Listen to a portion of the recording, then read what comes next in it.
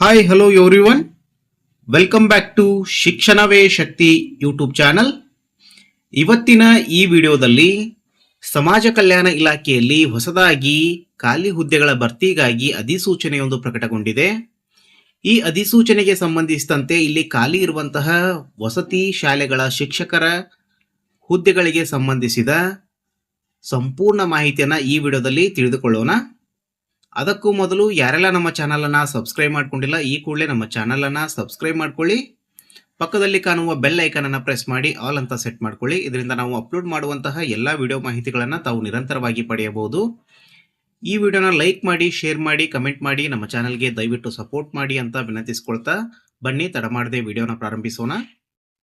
ಸಮಾಜ ಕಲ್ಯಾಣ ಇಲಾಖೆ ವಸತಿ ಶಾಲೆಗಳ ಶಿಕ್ಷಕರ ಹುದ್ದೆಗಳ ಭರ್ತಿಗಾಗಿ ಈಗಾಗಲೇ ಅಧಿಸೂಚನೆಯನ್ನು ಪ್ರಕಟಿಸಿದ್ದು, ಕಲ್ಯಾಣ ಕರ್ನಾಟಕ ಹಾಗೂ ಆರ್ಪಿಸಿ ಕೇಡರ್ನಲ್ಲಿ 140 ವಸತಿ ಶಾಲೆಗಳ ಶಿಕ್ಷಕರ ಹುದ್ದೆಗಳು ಖಾಲಿ ಇವೆ. ಇಲ್ಲಿ ಆರ್ಪಿಸಿ ಕೇಡರ್ನ ಉಳಿಕೆ ಮೂಲ ವೃಂದದ ಶಿಕ್ಷಕರ ಹುದ್ದೆಗಳನ್ನು ನೋಡೋದಾದ್ರೆ 100 ವಸತಿ ಶಾಲಾ ಶಿಕ್ಷಕರ ಹುದ್ದೆಗಳು ಖಾಲಿ ಇವೆ. ಅದರಂತೆ ಕಲ್ಯಾಣ ಕರ್ನಾಟಕ ವೃಂದದಲ್ಲಿ ಖಾಲಿ ಇರುವ ವಸತಿ ಶಾಲಾ ಶಿಕ್ಷಕರ ಹುದ್ದೆಗಳ ಸಂಖ್ಯೆ ಈ ರೀತಿಯಾಗಿದೆ. ಇಲ್ಲಿ ಒಟ್ಟು 40 ವಸತಿ ಶಾಲೆಗಳ ಶಿಕ್ಷಕರ ಹುದ್ದೆಗಳು ಖಾಲಿ ಇವೆ. ಈ ಹುದ್ದೆಗಳಿಗೆ ನಿಗದಿಪಡಿಸಿದ ಶೈಕ್ಷಣಿಕ ವಿದ್ಯಾರ್ಹತೆಯ ವಿವರ ಈ ರೀತಿಯಾಗಿದೆ. PUC with minimum 50% marks and 2 year diploma in elementary education, PUC ಮತ್ತು DED ಆಗಿರಬೇಕು. ಅಥವಾ PUC with minimum 50% marks and 4 year bachelor in elementary education, 4 ವರ್ಷಗಳ ಶಿಕ್ಷಣ ಕೋರ್ಸ್ ಅನ್ನು ಮುಗಿಸಿರಬೇಕು, PUC ಆಗಿರಬೇಕು. ಅಥವಾ ಇಲ್ಲಿ SC, ST ಹಾಗೂ OBC ಫಿಸಿಕಲ್ ಹ್ಯಾಂಡಿಕ್ಯಾಪ್ಡ್ ಈ ಎಲ್ಲ ಅಭ್ಯರ್ಥಿಗಳಿಗೆ 45% ಅಂಕಗಳನ್ನು ಗಳಿಸಿದ್ದರೆ ಅವರು ಅರ್ಹರಾಗಿರುತ್ತಾರೆ. ಅದರ ಜೊತೆಗೆ ಎಲ್ಲ ಅಭ್ಯರ್ಥಿಗಳು TET ಪರೀಕ್ಷೆಯನ್ನು ಉತ್ತೀರ್ಣರಾಗಿರಬೇಕಾಗಿರುತ್ತದೆ. ಈ ಹುದ್ದೆಗಳಿಗೆ ನಿಗದಿಪಡಿಸಿದ ವಯೋಮಿತಿಯ ವಿವರ ಈ ರೀತಿಯಾಗಿದೆ. ಸಾಮಾನ್ಯ ಅರ್ಹತೆಯ ಅಭ್ಯರ್ಥಿಗಳಿಗೆ ಇಲ್ಲಿ ಗರಿಷ್ಠ ವಯೋಮಿತಿ 40 ವರ್ಷಗಳು, ಪ್ರವರ್ಗ 2A, ಪ್ರವರ್ಗ 2B, ಪ್ರವರ್ಗ 3A, ಪ್ರವರ್ಗ 3B. ಈ ಎಲ್ಲ ಅಭ್ಯರ್ಥಿಗಳಿಗೆ ಗರಿಷ್ಠ ವಯೋಮಿತಿ 43 ವರ್ಷಗಳು. ಪರಿಶಿಷ್ಟ ಜಾತಿ, ಪರಿಶಿಷ್ಟ ಪಂಗಡ, ಪ್ರವರ್ಗ 1ರ ಅಭ್ಯರ್ಥಿಗಳಿಗೆ ಗರಿಷ್ಠ ವಯೋಮಿತಿ 45 ವರ್ಷಗಳು. ಅದೇ ರೀತಿಯಾಗಿ ಈ ಹುದ್ದೆಗಳಿಗೆ ಆನ್ಲೈನ್ನಲ್ಲಿ ಅರ್ಜಿ ಸಲ್ಲಿಸಲು ವೇಳಾಪಟ್ಟಿ ದಿನಾಂಕಗಳ ವಿವರ ಈ ರೀತಿಯಾಗಿದೆ. ಆನ್ಲೈನ್ ಮುಖಾಂತರ ಅರ್ಜಿ ಸಲ್ಲಿಸಲು ಪ್ರಾರಂಭ ದಿನಾಂಕ 21/8/2026. ಆನ್ಲೈನ್ ಮುಖಾಂತರ ಅರ್ಜಿ ಸಲ್ಲಿಸಲು ಕೊನೆಯ ದಿನಾಂಕ 18/9/2026. ಶುಲ್ಕವನ್ನು ಪಾವತಿ ಮಾಡಲು ಕೊನೆಯ ದಿನಾಂಕ 19/9/2026. ಕಾಯಂ ಪೂರ್ವಾವಧಿ ಮತ್ತು ವೇತನ ಶ್ರೇಣಿಯ ವಿವರಗಳು ಈ ರೀತಿಯಾಗಿವೆ.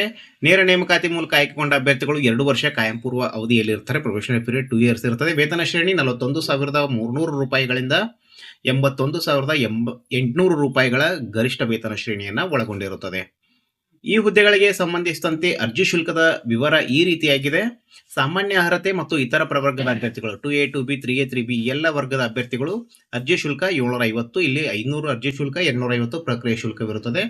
SC, ST ಪ್ರವರ್ಗ 1, ಮಾಜಿ ಸೈನಿಕ, ತೃತೀಯ ಲಿಂಗದ ಅಭ್ಯರ್ಥಿಗಳು ಈ ಎಲ್ಲ ಅಭ್ಯರ್ಥಿಗಳಿಗೆ 500 ರೂಪಾಯಿಗಳ ಅರ್ಜಿ ಶುಲ್ಕ, 250 ರೂಪಾಯಿಗಳ ಅರ್ಜಿ ಶುಲ್ಕ ಹಾಗೂ 250 ರೂಪಾಯಿಗಳ ಪ್ರಕ್ರಿಯೆ ಶುಲ್ಕವಿರುತ್ತದೆ. ವಿಶೇಷ ಚೇತನ ಅಭ್ಯರ್ಥಿಗಳಿಗೆ ₹250 ರೂಪಾಯಿಗಳ ಅರ್ಜಿ ಪ್ರಕ್ರಿಯೆ ಶುಲ್ಕವಿರುತ್ತದೆ.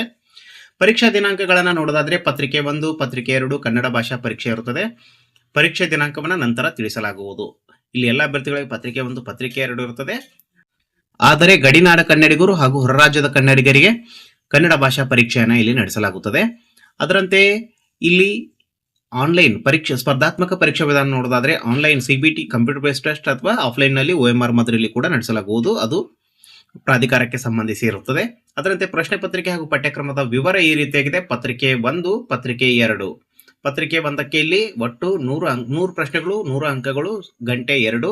ಪತ್ರಿಕೆ 2 100 ಅಂಕಗಳು, 100 ಪ್ರಶ್ನೆಗಳು, ಗಂಟೆ 2. ಅದರ ಸಿಲೆಬಸ್ ಅನ್ನು ಇಲ್ಲಿ ಕೊಡಲಾಗಿದೆ, ತಾವು ನೋಡ್ಕೊಳ್ಬಹುದು. ಅದರಂತೆ ಈ ಹುದ್ದೆಗಳಿಗೆ ಅರ್ಜಿಗಳನ್ನು ಸಲ್ಲಿಸುವಂತಹ ವಿಧಾನವನ್ನು ನೋಡೋದಾದ್ರೆ ಕರ್ನಾಟಕ ಪರೀಕ್ಷಾ ಪ್ರಾಧಿಕಾರದ ವೆಬ್ಸೈಟ್ http://cetonline.karnataka.gov.in/kea/ ಈ ವೆಬ್ಸೈಟ್ನಲ್ಲಿ ತಾವು ಭೇಟಿ ನೀಡಿ ಅಫಿಷಿಯಲ್ ನೋಟಿಫಿಕೇಶನ್ ಅನ್ನು ಡೌನ್ಲೋಡ್ ಮಾಡಿಕೊಂಡು ಅದನ್ನು ಸಂಪೂರ್ಣವಾಗಿ ಓದಿ ಎಚ್ಚರಿಕೆಯಿಂದ ಎಲ್ಲ ಅರ್ಹತೆಗಳನ್ನು ಪರಿಶೀಲಿಸಿಕೊಂಡು ಡಿಸ್ಕ್ರಿಪ್ಷನ್ ಬಾಕ್ಸ್ನಲ್ಲಿ ನೀಡಲಾದ ವೆಬ್ಸೈಟ್ಗೆ ತಾವು ಭೇಟಿ ಕೊಟ್ಟು ಅರ್ಜಿಗಳನ್ನು ಸಲ್ಲಿಸಬಹುದಾಗಿದೆ. ಎಲ್ಲರಿಗೂ ಶುಭವಾಗಲಿ. ಕೊನೆಗೊಂದು ಹಿತ ನುಡಿ.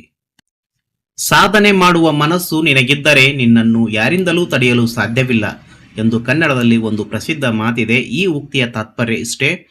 ಮನಸ್ಸಿದ್ದರೆ ಮಾರ್ಗ ಎಂಬ ಮಾತಿನಂತೆ ಒಬ್ಬ ವ್ಯಕ್ತಿ ಗಟ್ಟಿ ನಿರ್ಧಾರವನ್ನು ಮಾಡಿಕೊಂಡು ಅದರತ್ತ ದಾಪುಗಾಲಿಡುತ್ತಾ ಅದನ್ನು ಸಾಧಿಸುವತ್ತ ತನ್ನ ಚಿತ್ತವನ್ನು ಕೇಂದ್ರೀಕರಿಸುತ್ತಾ ಅದೇ ಹಾದಿಯಲ್ಲಿ ನಡೆದರೆ ಮುಂದೆ ಆತ ಯಶಸ್ಸನ್ನು ಪಡೆಯಬಹುದು. ಅವನ ಯಶಸ್ಸನ್ನು ಯಾರಿಂದಲೂ ತಡೆಯಲು ಸಾಧ್ಯವಿಲ್ಲ ಎಂಬುದು ಇದರ ತಾತ್ಪರ್ಯವಾಗಿದೆ.